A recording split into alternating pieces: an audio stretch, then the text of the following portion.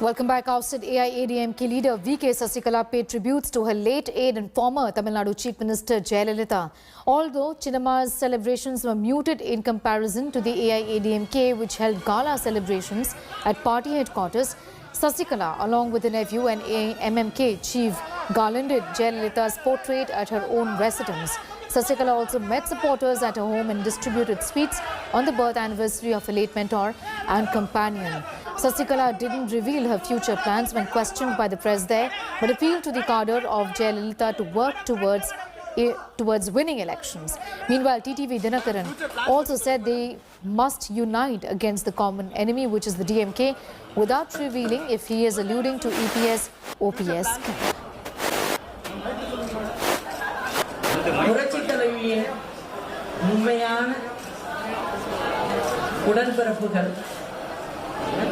ஒன்றாக இணைந்து தமிழக சட்டமன்ற தேர்தலில் நம்முடைய இலக்கு புரட்சி தலைவி நமக்கு சொல்லிவிட்டு சென்ற மீண்டும் தமிழகத்தில் 100 ஆண்டுகளுக்கு மேலாகவும் நம்முடைய ஆட்சி இருக்க வேண்டும் என்று கூறி சென்றுள்ளார். அதை மனதில் நிறுத்தி நம்முடைய உடன்பிறப்புகள் புரட்சி தலைவியின் உடன்பிறப்புகள் அனைவரும் ஒன்றிணைந்து இந்த தேர்தலில் அமோக வெற்றி பெற்று நாம் ஆட்சியை அமைக்க வேண்டும் என்பதே என்னுடைய எண்ணமாகும். As far as the elections are concerned, are you having talks with other political parties for alliances? Can you name any party? No, I cannot name any party now because the talks are going on. After finalizing everything, surely I will inform you.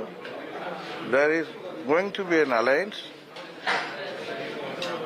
by AMMK. Amma Makkal Munnetra Kalagam will form a very good alliance and we will win in the election and we will form Amma's real government. And Jayalalitha's legacy war is peaking on her birthday. Tamil Nadu Chief Minister Edappadi Palaniswamy and Deputy Chief Minister O. Pannirselvam held gala celebrations at the AIADMK headquarters. Both garlanded the statue of Jayalalitha and flashed victory signs to claim the legacy of Jaya. Ruling AIADMK cadre distributed sweets, food for the poor and did charity work on the birthday of the late Tamil Nadu Chief Minister. Chief Minister Edappadi Palaniswamy inaugurated the museum at Jaya's memorial at Marina Beach there, which remains shut for public as of now. The AIADMK has also called upon its cadre to light lamps, on Amma's birth anniversary later this evening.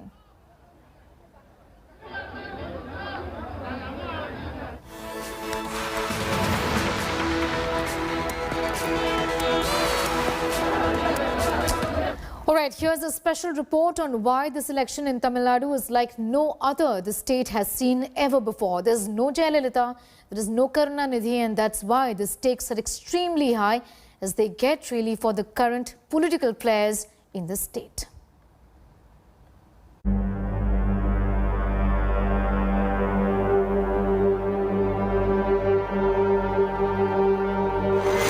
If there's one word that defines Tamil Nadu politics, it is the Tamil word Alumai. Powerful, strong, captivating. And curiously, the state of Tamil Nadu and its politics is obsessed with alphabets. Here's why. There's the ruling party, the AIADMK, All India Anna Dravida Munnetra Kalagam. And then the opposition party, the DMK, Dravida Munnetra Kalagam. And then there are the smaller parties, the AMMK, that's the Amma Makkal Munnetra Kalagam. And then you have the MNM, that's the Makkal Neethi Mayyam. It's not just the political parties, but the netas too.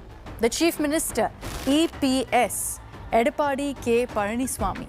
His deputy is OPS, Ottakara Pannirselvam. But in Tamil Nadu, if there's something or someone that's about personality, party and politics, it's these three letters, MGR. Maruthar Gopalan Ramachandran.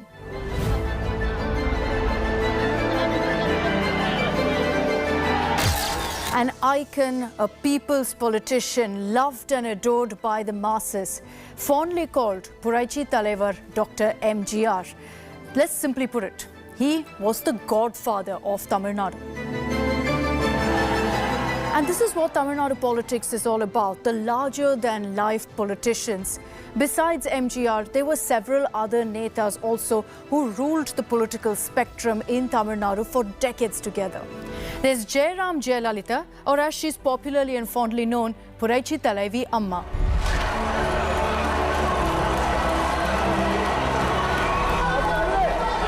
And of course, Kalaignar, Dr. M. Karunanidhi.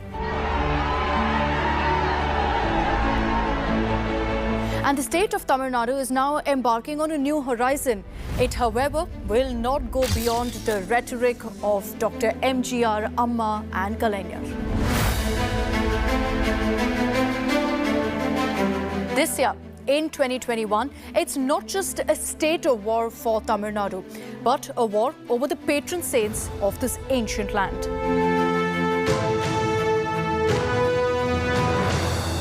There are many new players in Tamil Nadu. But before I go any further into what's expected perhaps in the next few months, let's rewind the clock, shall we? Let's go back to 1982. So why 1982?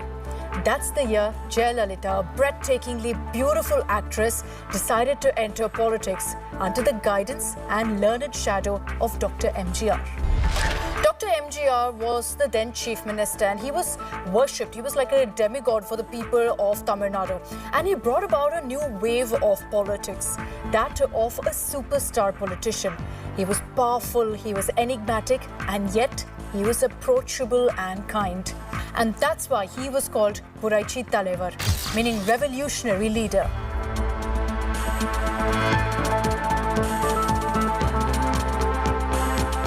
And following in his footsteps was Jayalalitha, again a successful actor who, like MGR, wanted to enter politics. And she decided to do it with MGR as her political mentor.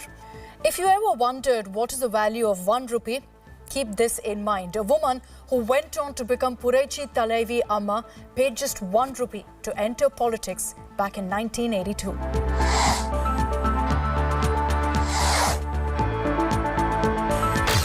It's not easy for a woman to grow in politics, but Jayalalitha's rise in the AIADMK was no surprise. She was quick-witted, she knew her politics, and she was very good at warding off criticism. I must say that I'm unable to find words to adequately express my gratitude to the voters of Tamil Nadu. The people have shown in no uncertain terms that they wanted the DMK government to go. The next landmark date, 24th December 1987, Annan MGR was no more.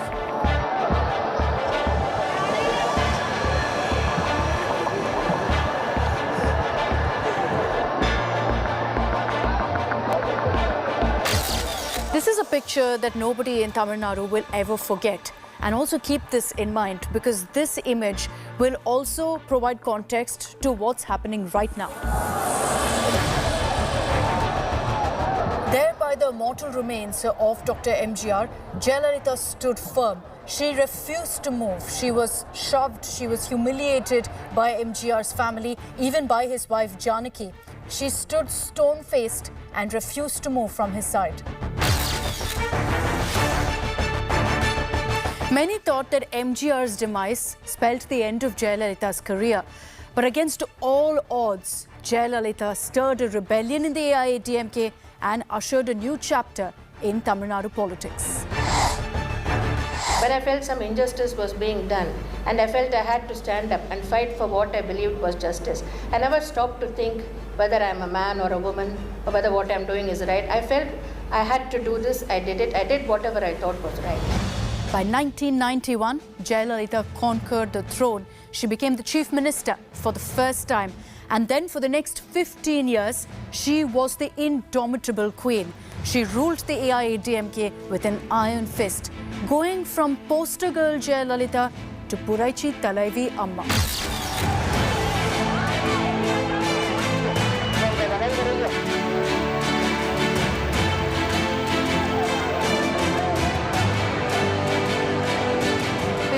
to think of the people's aspirations. And अगर हम सच्चाई के साथ काम करें तो हमेशा सफल होंगे.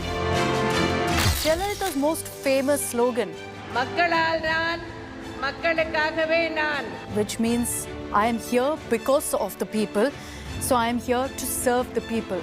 It perhaps summed up why the public also was so enamored by her and chose time and again to look past the corruption cases.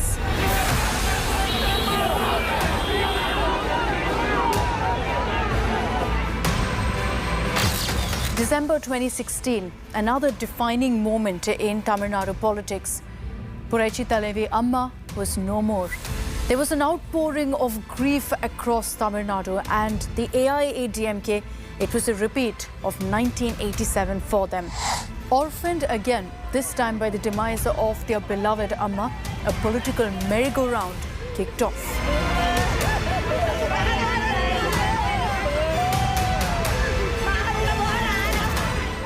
And here's the image that none of us can ever forget. V.K. Sasikala, closest aide of Jayalalitha, who rose with her, became her confidant and her right hand, stood next to Amma's mortal remains, breaking down as people paid their respects. Powerful pictures that seemed to suggest that Chinnamma was the next head of the AIADMK.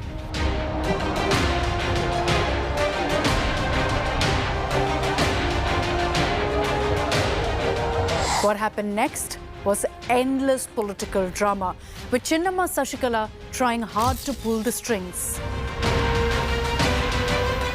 I would like to extend a very warm welcome to our esteemed guests, the Chief Minister O. Pannirselvam. A huge round of applause, ladies and gentlemen. First, O. Pannirselvam was made the Chief Minister and then made to quit in 10 months. And what followed was that iconic Dharma Yuddham by OPS at the Marina Beach.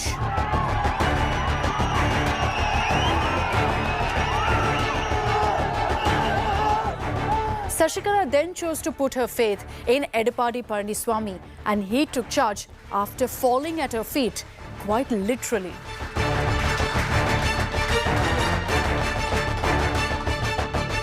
What happened next was a storm that Sasikala could not handle.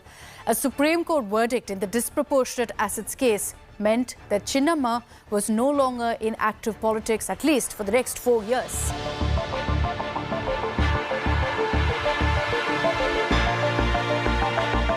If Sasikala thought that she would get blind loyalty from Palaniswamy, she was 100% wrong. She and her nephew TTV Dinakaran, completely outfoxed by EPS, were ousted from the party. What followed were very interesting developments. Edappadi Palaniswamy and O. Pannirselvam joined hands in August 2017 and came together for a united AIADMK without the Manargudi family. And that's all that you need to know about the AIADMK till now.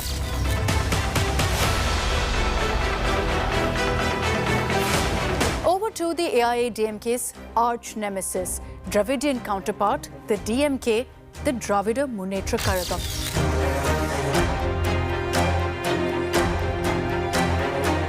Since 1969, one man controlled the reins of the DMK, Kalaignar Karunanidhi.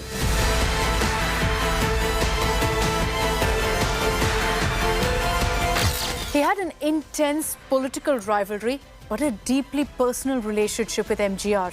With Jayalalitha, however, let's just say that there was no love lost, with more than once their rivalry stooping to downright physical assault.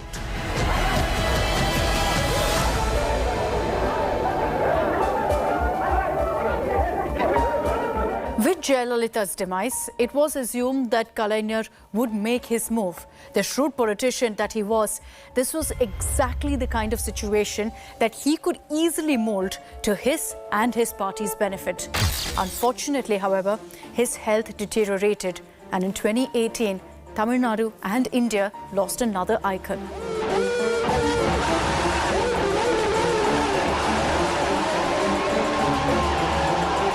But while the AIADMK had that big challenge of finding an heir to Jayalalitha, it definitely wasn't the case with the DMK.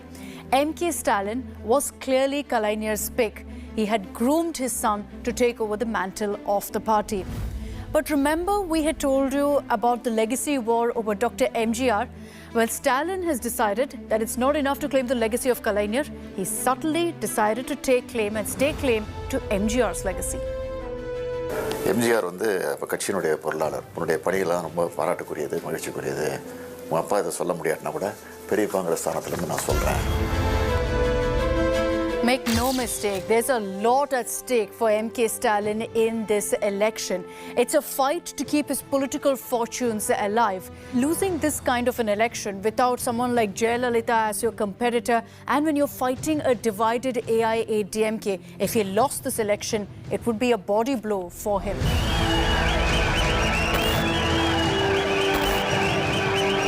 நீங்கள் முதலமைச்சரானால் நீங்கள் கையெழுத்து போடுற முதல் document என்னவாக இருக்கும்? என்ன ஒரு அறிவிப்பாக இருக்கும்? பொதுமக்கள் எது அதிகமாக விரும்புகிறாங்களோ அதற்காக நிச்சயம் போடுவேன்.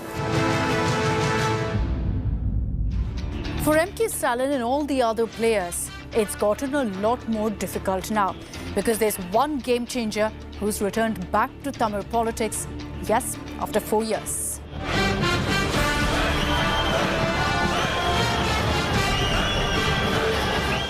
Very few images really define Tamil Nadu's love for its politicians, like the images of when Dr. MGR or Amma passed away.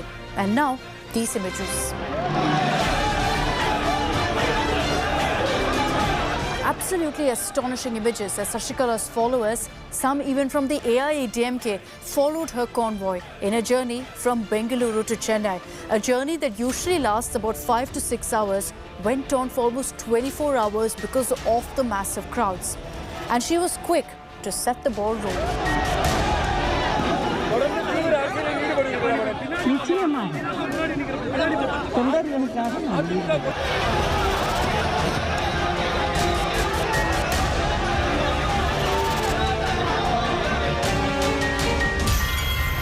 Ivlo masala poduma? Is this enough masala? Well, in a state like Tamil Nadu, the more the better. A dash of star power was missing, and that's why two superstars decided to storm the political fray of Tamil Nadu. Okay, let's make that one superstar, because after endless hints, Rajini's political blockbuster was a super flop, and that too without even a release. Remember this iconic dialogue from his film Muthu? So that real dialogue of Rajini earned cult status. In real life, Rajini varuve illa. Kamal Haasan, on the other hand, stayed true to his word. He launched his party, Makkal Needi Mayyam.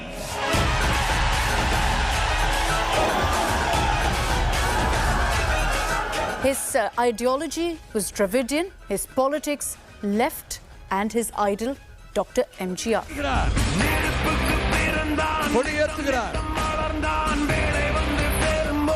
And let me just point out here that the Ulaganayagan perhaps has the closest political trajectory.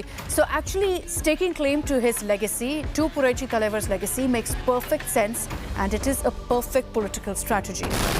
யாரை பத்தி சொல்றீங்க? எம்ஜிஆர் அவர்களை பற்றி சொல்கிறீர்களா? என்னை பற்றி சொல்றீங்களா? சரி, ஏன்னா ரெண்டும் கிட்டத்தட்ட ஒரே இனத்தை சேர்ந்தவர்கள் தான். நடிகர் இனம் என்று சொல்லிக்கொண்டால் அதையும் பார்க்க வருவாங்க, இது அதை தாண்டியும் பார்ப்பார்கள். அப்படி பார்த்ததனால் தான் அவர் புரட்சி தலைவரானார்.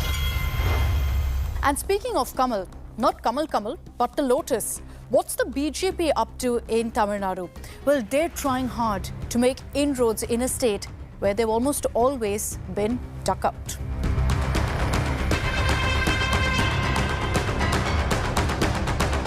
The BJP has essentially become a backstage manager despite all of the big names of the party campaigning in the south.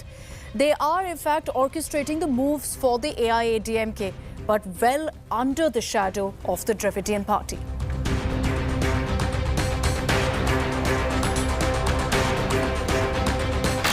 Modi ji के नेतृत्व में हम चुनाव लड़े और हर राज्य से परिवारवादी पार्टियों को चुनाव में करारी हार सहन करनी पड़ी है।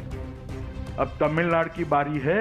जब चुनाव होगा तब परिवारवादी शक्तियां समाप्त हो जाएगी और लोकतांत्रिक शक्तियां, डेमोक्रेटिक शक्तियां आगे बढ़ेगी। There are many strings There are many puppet masters in Tamil Nadu, and they're all hanging on to power by a very thin thread. One that can be cut off by political force, or that they can be bogged down by simply because of the enormous power and responsibility. This election will seal more than one fate. It will also decide the fate of politics in Tamil Nadu for the next decade or so. Who will be the next Kalaignar of Tamil Nadu? Who will perhaps be the next Puraichi Talaivar? Or wait, Talaivi of Namma Tamil Nadu? Hi everyone, Preeti Chaudhary here. Hope you like this video. For latest news and analysis, like and subscribe to the India Today YouTube channel. And don't forget to press the bell icon to stay updated. Thank you for watching.